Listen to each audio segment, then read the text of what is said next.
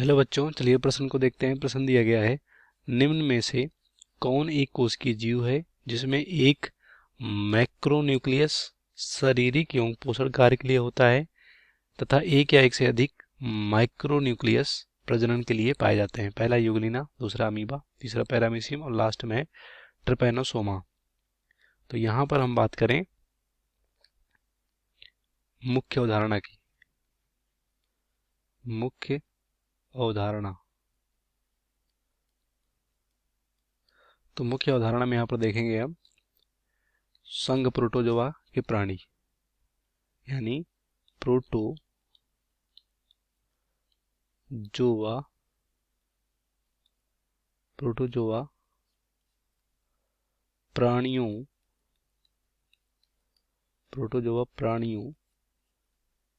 की विशेषताएं या विशेषता सिंपल।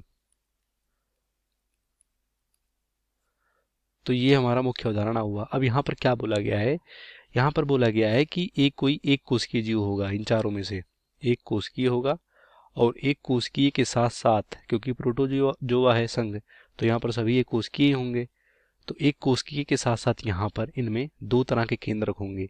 एक तो होंगे मैक्रोन्यूक्लियस और दूसरा होगा यहाँ पर, दूसरा क्या होगा, दूसरा यहाँ पर होगा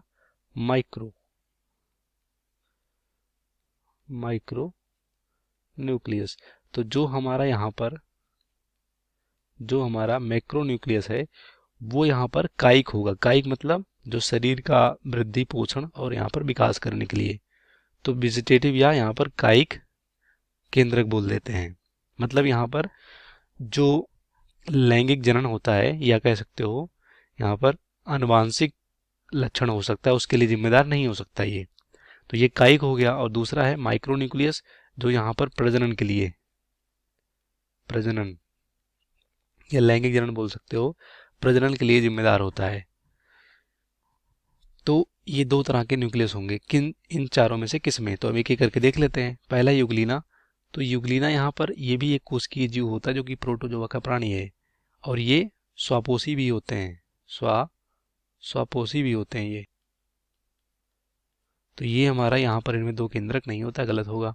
दूसरा अमीबा, ये भी एक कोशिकीय जीव है, ये भी प्रोटोजोवन है, और यहाँ पर जैसे कि इनमें विशेषता कूटपाद वगैरह होता है, कूटपाद, इनमें भी यहाँ पर दो केंद्रक देखने को नहीं मिलते हैं इस तरह से।